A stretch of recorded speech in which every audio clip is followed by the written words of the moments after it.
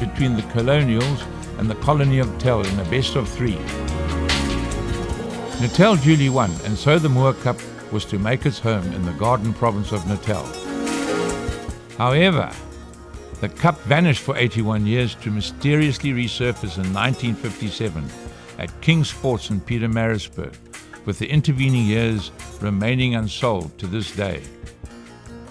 Now in modern time, the trophy is presented to the winning club of the Premier Division in KwaZulu-Natal.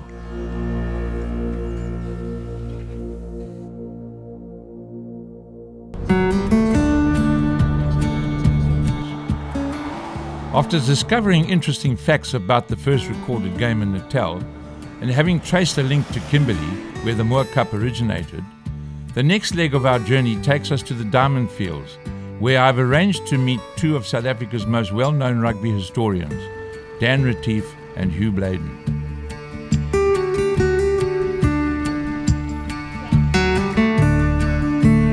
Griqualand West had a big share in the building of South African rugby, and the role they played in the development of the game in South Africa can never be overemphasized. The rugby team was established in 1886 in the former British colony of Griqualand West.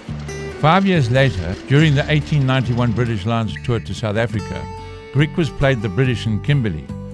And although they lost 3-0, the British presented them with the Currie Cup, as they thought Griquas produced the best performance out of the provincial games on their tour. We are in search of the history of the Moor Cup, and I must say it's becoming more and more interesting, because as we search, we're unraveling a whole lot of other history where Griquas in fact were very prominent in the early years of South African rugby, and when there was the diamond rush, and obviously they had to let off steam, and many of them played rugby. Now we've come across some real old trophies in the Van der Markgraf Hall that it is. This dates back down where? Oh, Blades, 1887. This magnificent piece of silverware, and you can see it was made in a long time ago. And apart from the trophy that has been preserved, the Moor Cup, that these things are so important because they talk about how rugby happened in this country, and maybe give us an indication of where rugby's got to go back to survive. Another interesting thing about this area is, of course, the Currie Cup originated in Kimberley as well, presented by Bill McClagan of the original side, bore the name of Sir Donald Currie, so it became the Currie Cup. So it was a sponsored trophy, and Cecil John Rhodes had in fact underwritten the tour. He said, I'll guarantee whatever the tour costs, I'll pay. Well, if there are any losses, yes. Said if there are any losses, exactly, he would pay. But it then took rugby until 1996 to become a fully professional game. Yeah. So even though the original tour, there was already somebody agreeing to underwrite it and pay for it, So it shows you that it took rugby another 100 years to get into the professional era. We met with the Griquas team preparing for their Vodacom Cup season, many of them having played in the Moor Cup in past years, and reminisced about their time playing in the Moor Cup competition. We spoke to Henny van der Merwe from Griquas, who shed some light on Griquas rugby and the origins of the Currie Cup. I think a lot of people don't realise that in the effect Griquas had on early South African rugby. When, the British side came here in 1891 and they played, so the local guys would play in tests. So you find quite a few Kimberley old boys in the Springbok lists of schools and that type of thing. And Griquas have a rich history, don't they? Yes, that's for sure. Jy weet, as 'n mens teruggaan die Curriebeeker geskiedenis, dan is daar nou nog in Kimberley selfs mense wat nie weet nie dat die Curriebeeker was gewen deur Griquas. Eintlik as hy gegee aan Griquas, nadat hulle die beste vertoning opgesit het in die Britse toerspan wat hier getoer het, waar Sir David Currie 'n beker gestuur het. En toe ons die beker gekry het, het ons hom oorgegee aan die SARU, nou vandag SARU, vir 'n kompetisie wat vandag nog voorgespeel word. But so Kimberley's position in South African rugby is enormous. And now we talk about the Moor Cup, we discovered it, it's been rediscovered. It has this home in Natal, but it came from here, from the diamond diggings, from the days of Cecil John Rhodes and Barney Benato. En wat vir my van Griquas nog altyd bybly, en hulle speel nou nog die rugby wat hulle gespeel het in daai jare. Oop rugby, hardloop rugby, en dit is vir ons lekker om altyd vir Griquas te kyk.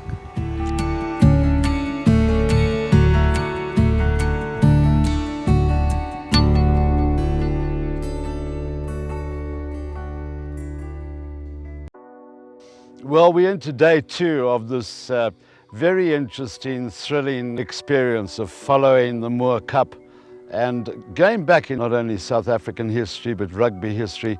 So today we're off to the Kimberley mine.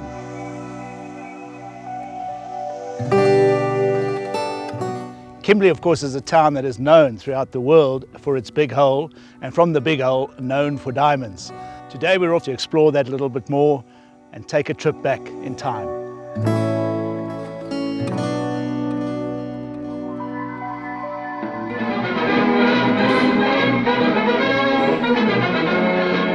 The year is 1876. A man by the name Erasmus Jacobs has found a small brilliant pebble on the banks of the Orange River.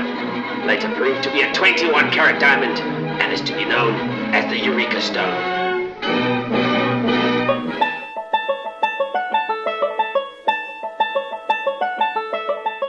By 1871, numerous other diamonds had been found in the area, and 3 different sites had been opened up for digging. It was the Colesberg Kopje that proved to provide the biggest harvest.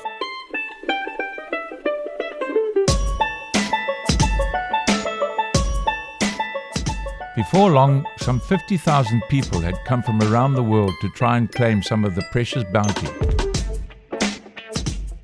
The mining town of Kimberley had become the center of Africa's first diamond rush at what would become known simply as the Big Hole.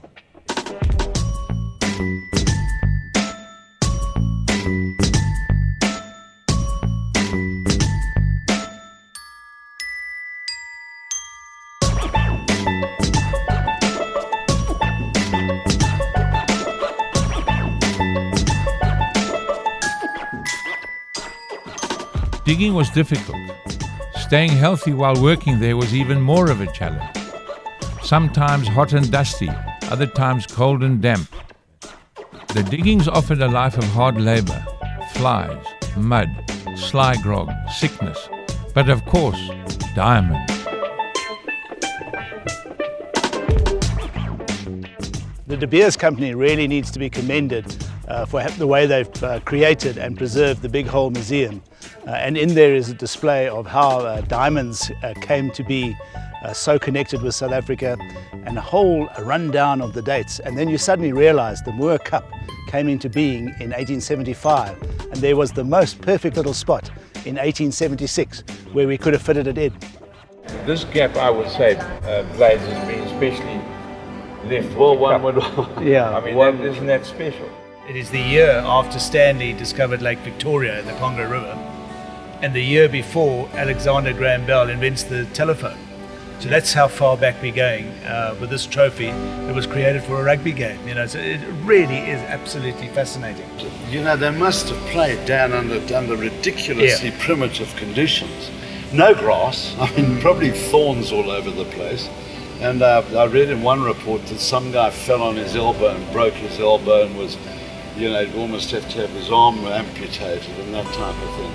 So, they must have been tough guys. Eh?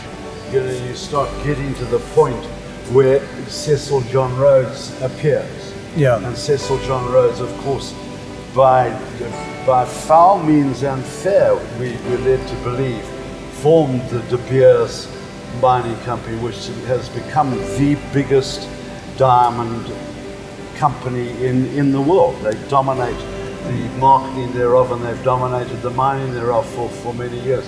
And he formed De Beers, along with, and then Barney Bonato comes into the picture.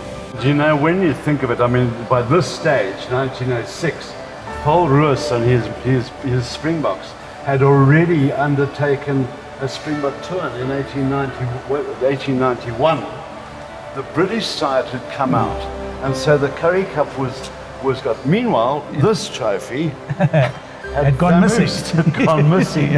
And you know, to reappear many years later, but it had gone missing. And so the rich rugby history, you know, was developed by the likes of Cecil John Rhodes, who we said earlier had guaranteed any loss. He would make up any loss on the tour that either the British made or the South African Rugby Union made in those days. And guess what there is?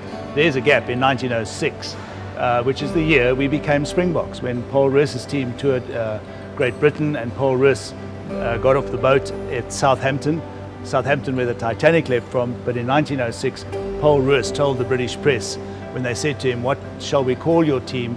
the decision had made that our emblem was a depiction of a Springbok, and he said, "Call us de Springbokken."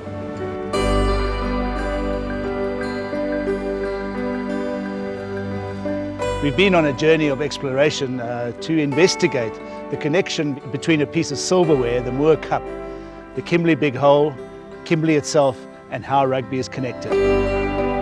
Leaning over the parapet, looking at the big hole, Joss and I had an interesting chat about what it must have been like to be digging in there.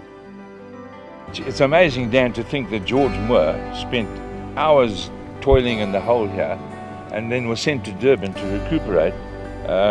Imagine how many other people that mined here might have died and got ill. It's just amazing. And this cup was actually presented by him to Natal years later. Yeah, Joss, I think a lot of the problems in the Kimberley diamond fields would have been bad water, lots of dust that the guys were inhaling. You can imagine the dust they were creating in the big hole, and then obviously injuries as well. So we really don't know what happened to George Moor, whether he had an injury. But this hole would look like a spider's web of rope and people working to bring up the kimberlite in the hope of finding the lodestone diamond that was going to make them rich forever, you know. And then you almost, when you think of that, you're amazed that they had time to play a rough and tumble game on a hard as concrete field called rugby, but they clearly did. And I think there's an interesting part of our history because you know the Afrikaners have played such a big role in Springbok rugby. A lot of people say they are the concrete that holds the game together. So those people who would have been here would have started playing rugby, they would have been introduced to the game. That was happening at the same time at Bishops in Cape Town and through the military people. So there were two great centres of rugby. And then obviously, you know, you wonder whether somebody like George Moor, being sent to Natal to better weather, to recuperate from whatever illness he had, whether he even might have had a role in introducing more rugby into the Natal region, because we then saw that subsequent to that, the Moor Cup was then contested between Natal and the Diamond Fields regions, which they called the Colonials, you know. And I am still fascinated as to how the Cup, which was clearly intended to be an ongoing trophy in an ongoing competition, suddenly disappeared from the scene. But it also fascinates me is how the Colonials then went to war in the Boer War with the very guys they played rugby against.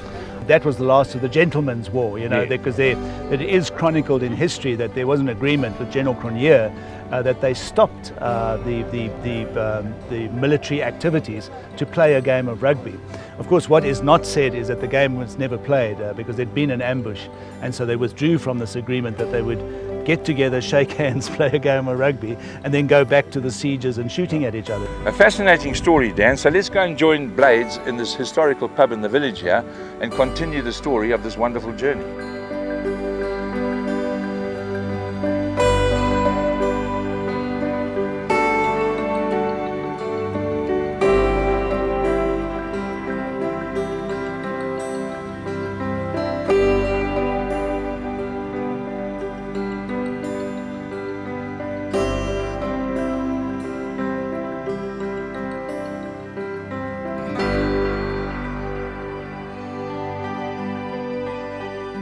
Wandering around the little mining town that has been recreated, it was very easy to imagine what it must have been like to live in those times in Kimberley. But one thing, Kimberley is a very hot town, and what better thing to do than go and have a beer with Joss and Blades. I had been out to see the big hole and been on the perimeters thereof, and so I decided to meander down the road and find a little tavern. Well, Blades, thanks very much for scouting out the Big Hole Museum for us, finding us a nice cool spot in the heat of Kimberley and a nice cold beer to go with that. One thing I suppose that hasn't changed in rugby is that it has always run on beer. I've always said that, you know, rugby has a soul. And what we have seen here today, going back all the way back to 1876, and the wonderful history that is within this De Beers Museum here, is the fact that this camaraderie has been going on since 1876 and before. Yes, and Blades, I really enjoyed what you said about rugby having a soul. You know, there's rugby as a metaphor for life. As we know, it's a game that brings together big people, small people, large people, thin people, fast people, slow people. It has that aspect of the game. And what we've seen here at the Big Hole Museum is that even in those days, 1876, people